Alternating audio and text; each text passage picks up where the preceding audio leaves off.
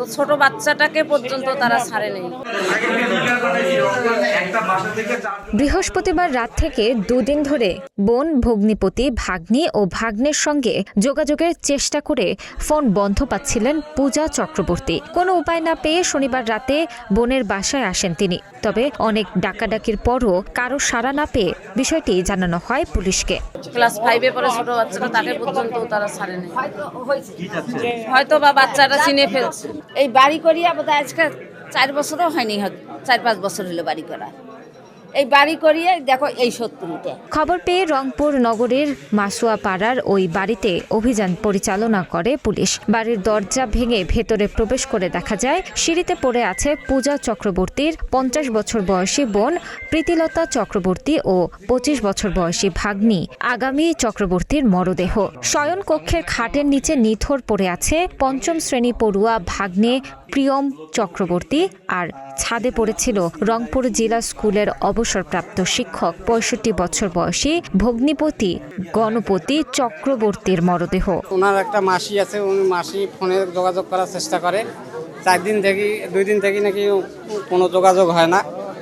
4টা ফোন ছিল, 4টা ফোনে বন্ধ। দোতলা উঠায় ওই সিঁড়িতে প্রথম মা, মানে ওয়াইফ স্যারের, এরপরে মেয়ে, এরপরে যে ঘরে খুব মানে নাড়াচাড়া হয়েছে ঘরটাকে, সেই ঘরে খাটের নিচে ছেলেটার বয়স, সেটা 12 বছর বয়স, জেলা স্কুলে পড়ে।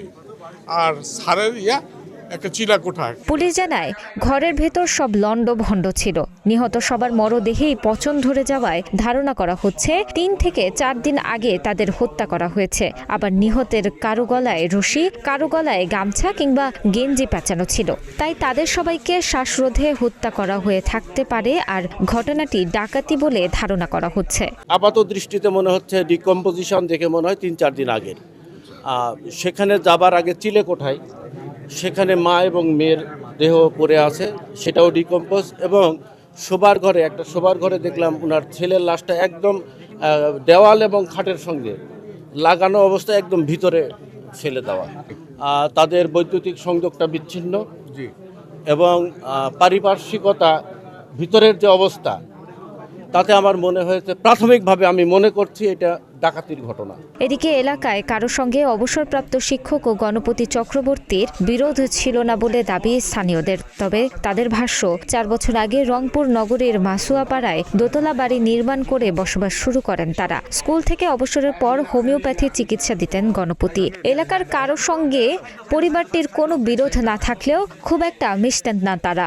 ওনার কারোর সাথে শত্রুতা ছিল না, তবে ওনারা ভালো ছিল, কিন্তু মিশছে কম একটু। এদিকে রাতে ঘটনার খবর ছড়িয়ে পড়তেই বাড়িটির সামনে ভিড় করেন স্থানীয়রা। খবরটি সামাজিক যোগাযোগ মাধ্যমে ছড়িয়ে পড়লে নানা আলোচনা সমালোচনার সৃষ্টি হয়। ঘটনায় জড়িতদের দ্রুত চিহ্নিত করে আইনানুগ ব্যবস্থা গ্রহণের দাবি সংশ্লিষ্টদের।